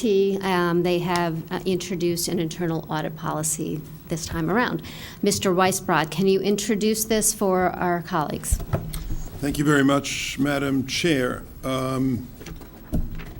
So it gives me actually a lot of pleasure and pride that as the new head of the Audit Committee, we took a new look at some of the policies that we have been working with. And one of the policies which we thought may have needed updating, if you will, or change is the one relating to internal audit. And it's a simple thing. It's really very simple, and that is that we really were looking to introduce best practices for the town of Greenwich. And we went to our internal auditor and asked her to take a look at this and to benchmark us, if you will, against other municipalities. And she did, at our direction. And she started with something called the Institute of Internal Auditors, which is a organization that is widely recognized as advocating and educating and providing standards for the internal audit function across the country and actually around the world. It has over 190,000 members. And she looked to them and saw that they have in place a model internal activity charter, which is what they call it. And from that, she expanded her inquiry and found towns such as El Paso, Texas, and the city of Harbingen, Texas, and the county of Henrico County in Virginia, and others that have such policies. And based on that little bit of benchmarking, she drafted for our consideration at the Audit Committee a policy. The policy basically is just a reiteration of common sense, best practices, stating that the audit function is independent and objective, and it's looking for an examination and evaluation of the adequacy and effectiveness of the town's governance and internal controls. That internal audit would be governed by best practices of professional auditing, that it would be accountable for the confidentiality and safeguarding of records and information, and that town officials and employees are requested to assist internal audit in fulfilling its roles and responsibilities and so forth. I won't read all of the policy. You have it in your hands. It does reiterate the independence and objectivity, stating that internal audit will be free from interference, including matters of audit, selection, scope, procedures, frequency, timing, and so forth. And so I will not go through every clause. It's a two-page policy.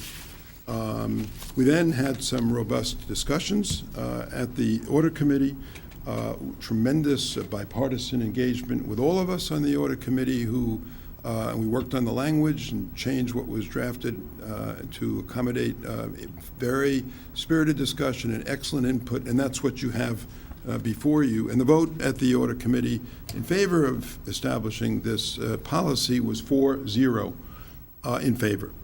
Under the reference book requirements, the policy was then sent to the Policy and Procedures Committee, where I know discussion has been ongoing.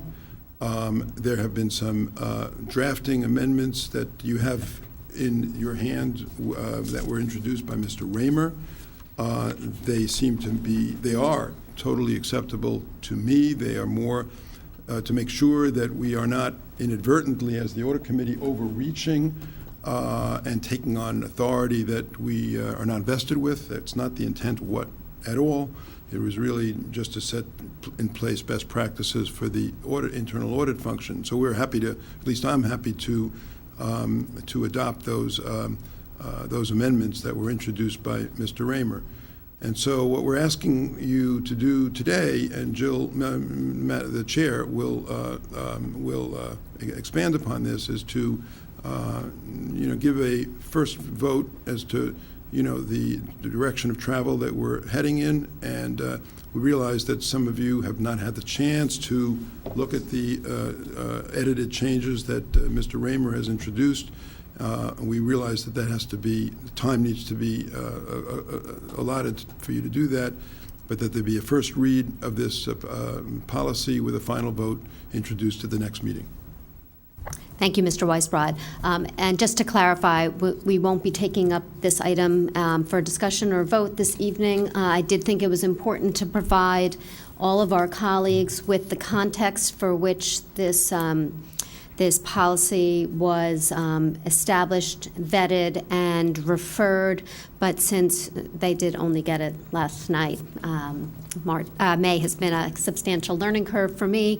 I think it is prudent to give everyone the fair opportunity to consider it as well, but I do thank the initiative of the Audit Committee and all of its members.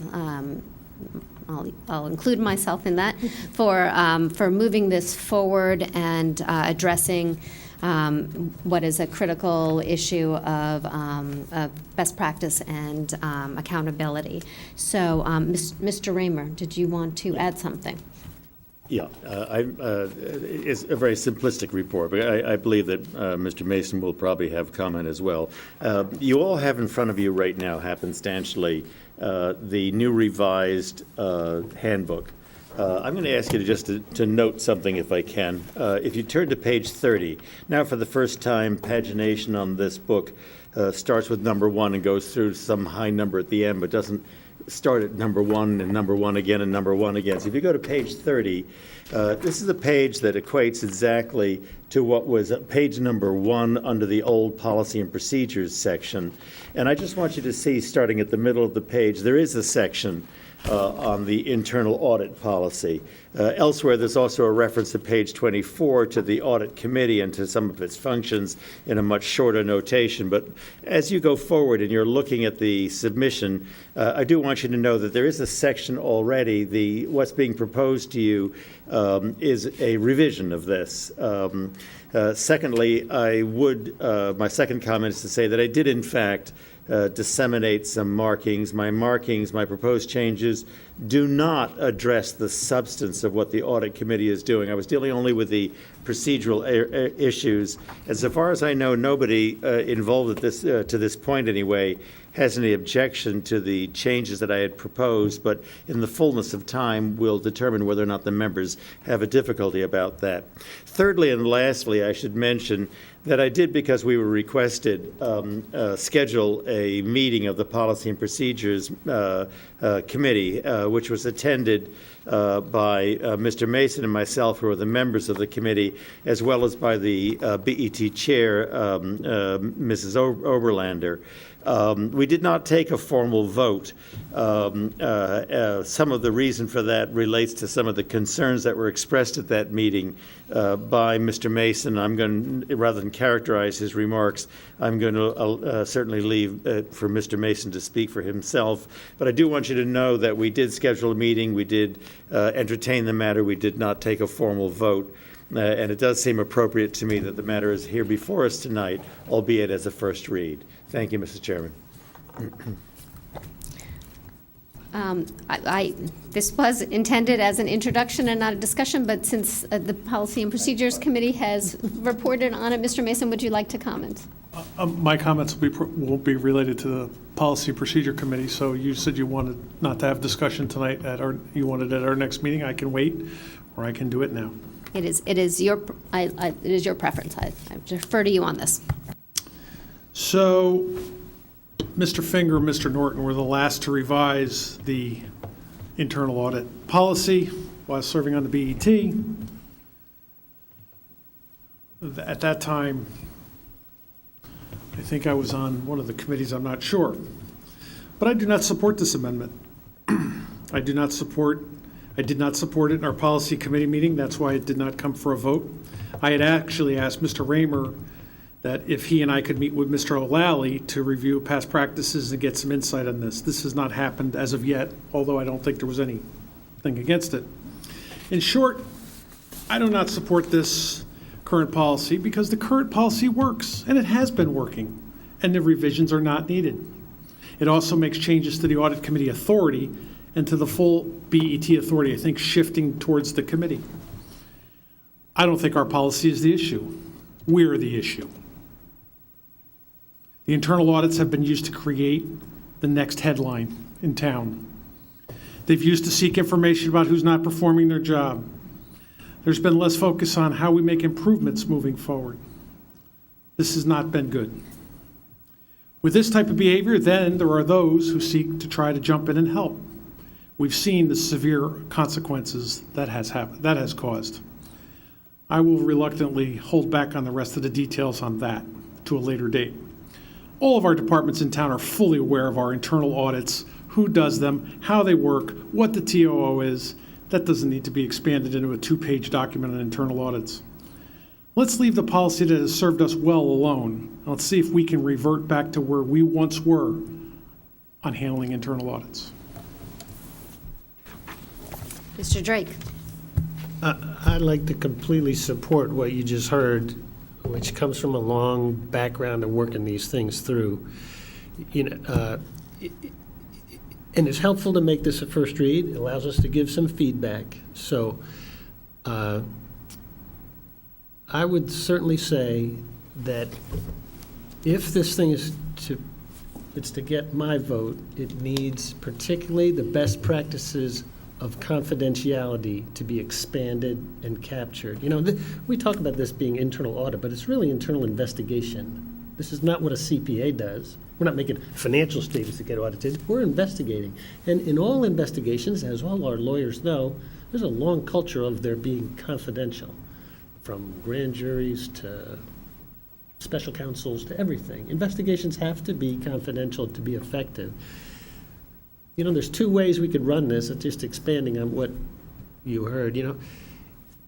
You could have a culture of working on this that is a confidential one, and you'd find, Leslie Moriarty walking down the hall in the building, and some staff member would say, Leslie's a thoughtful person and I could speak with her about things in confidence and use her good judgment.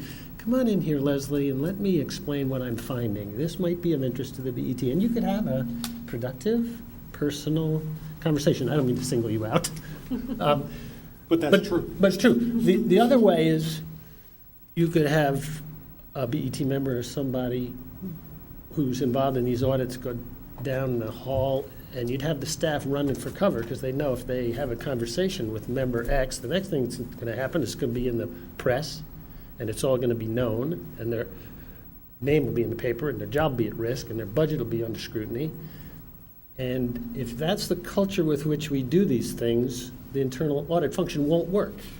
So we need to, if we're going to write down on paper the policies, it's important, and to gain my vote, it's going to need an express treatment of what is the confidentiality duty of those carrying out the investigations and those reviewing them, and that they will remain confidential until the moment when they're published. As we're a government, we have to publicize what we do in an open FOIA manner, which everyone approves. So I'm happy to have a moment to be able to express opinions on this.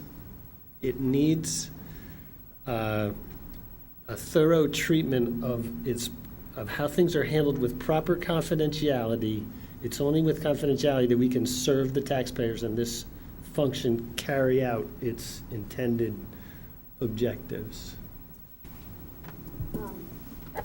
Thank you, Mr. Drake and Mr. Mason. I'm sensitive to members' time constraints. If we have time to take more comments, I will. If Okay. Does anyone want to continue? Mr. Weisbrod? So I have two comments. One is more as a point of order, and the other one is more substantive. Point of order is the Audit Committee has voted 4-0 to support this policy. The jurisdiction of policy and procedure is not to veto an action taken by the Audit Committee. It's to make sure that what was approved by the Audit Committee adheres to the policies and procedures of the town of Greenwich. That's all. And so what I'm hearing from Mr. Mason and Mr. Drake is opposition to the substance of what's in the policy, and they certainly are free to vote against the policy when it comes before the full BET. That's their right to do that. Secondly, I would say the whole notion of confidentiality concerns me in a great way.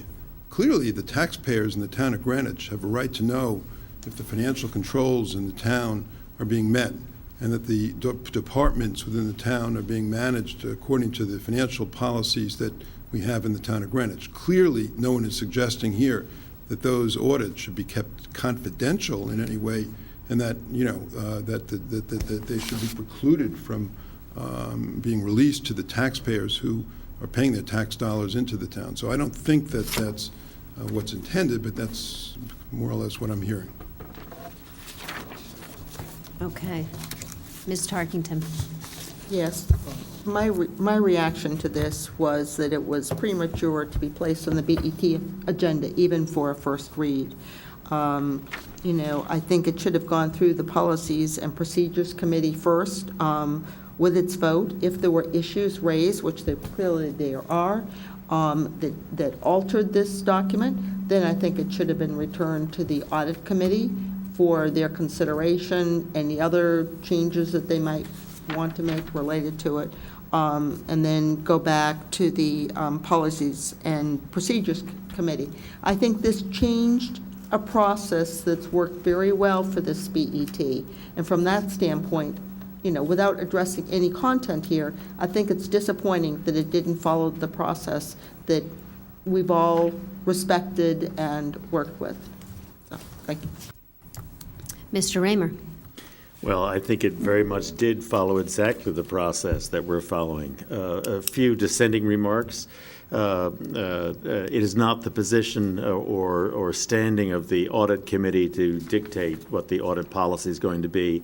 That is uniquely the decision of the full BET.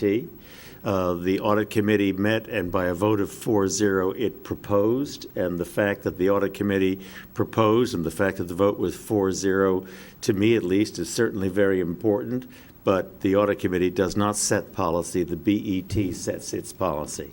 Similarly, I don't view the Policy and Procedures Committee to be simply a rubber stamp that passes something through. I think it has an appropriate role to play in seeing that things are appropriate for inclusion. I think that the Audit Committee, that the Policy and Procedures Committee did that work. We reached a point where of the two-member committee, one was prepared to vote in favor. The other was of the view that was opposed, not because of the content of what was there, but because the timing was not good policy for the town. I think that was as much as the Policy and Procedures Committee could accomplish.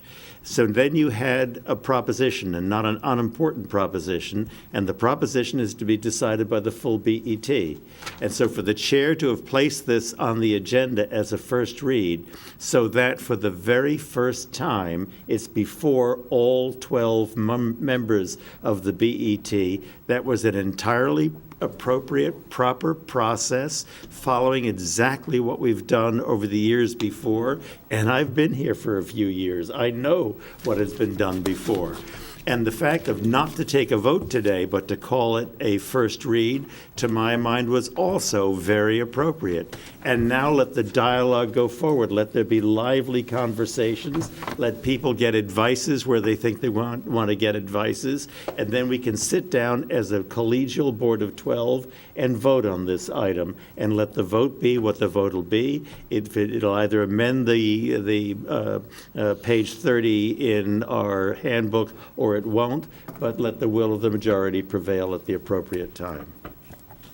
I just wanted to correct Mr. Raymer. If you look at the new business, it says discussion and vote on internal audit code. There is no such first read on the agenda. And the So- chair announced at the beginning of the process Correct. that she was treating this as a first read. I'm sure you heard that. Right, but I think that you would agree that any change to the agenda required a two-thirds vote.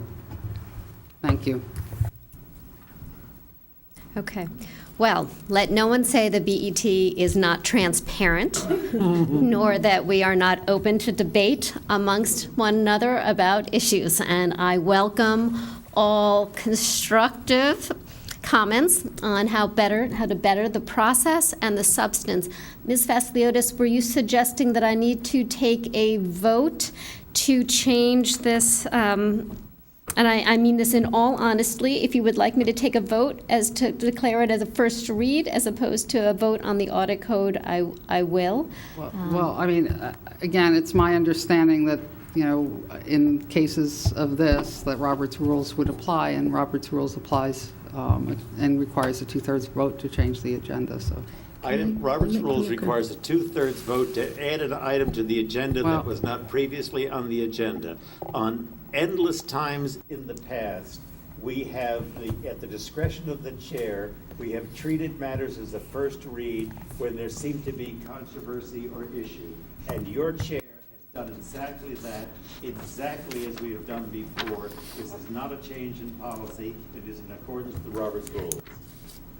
Okay, as I have done in the past, I will, I'm going to withdraw this item, which I believe, although I have not independently checked, is within my prerogative. If I find that I am wrong, I will certainly let you know. You're going to tell me I'm wrong right now. Transparency has gone way too far this evening. I'm going to reclaim the order. I'm going to move on to the chair's report. Thank you all for your contributions to this discussion. I know we all believe in accountability and the trust of our taxpayer, and I know we're all working to accomplish that in our own respective ways. So I do really appreciate the input of everyone and the participation in this conversation, and also the leeway to move on.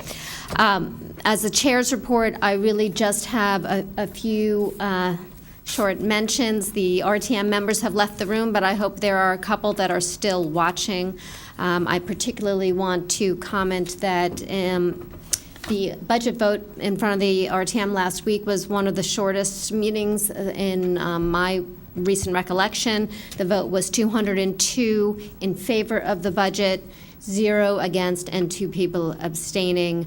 I think, as I said before, this was a great accomplishment. It was largely due to the hard work of the town employees, managers, in addition to the BET Budget Committee and you. And it was largely done to the collaboration that we got from the RTM members all along. And so I do think it was a great example of this town working together. I want to thank you again, thank our finance department again for the participation and for the friendship, particularly for me. As I said, this has been an incredible learning month, so I really do appreciate all of the help and support and advice that I am getting, which will bring us to the BET. Do you mean it? I do mean it, I do. I'm a big believer in full and open debate. The marketplace of ideas, as it were. You've all received the draft minutes in your package from the April 23rd, 2018 regular meeting. Are there? Can I have a motion to accept I guess I'm trying to think of whether we take changes before we move them, or we move them first and then take changes. We move. Motion, okay, motion by Ms. Hess, seconded by Mr. Weisbrod. Are there any proposed amendments? Ms. Crumick? Yes, one Scrivener's error. We failed to include Tony Medico, who's the chairman of the Board of Directors, Medico, sorry, who is the chairman of the Board of Directors of TAG. We'd like to add that to the line of external entities. Is there any objection to making that Scrivener's error? Okay, so all in favor of the minutes as amended by the Scrivener's error, please say aye, raise your hand. Aye. Any objections? Any abstentions? So those have been approved, 12-0-0 as amended. Mr. Raymer, is there a vice chair's report? There's no chair for Okay, and then Ms. Vasiliotis. Okay, all in favor? Aye, adjourned at 6:50. Thank you all.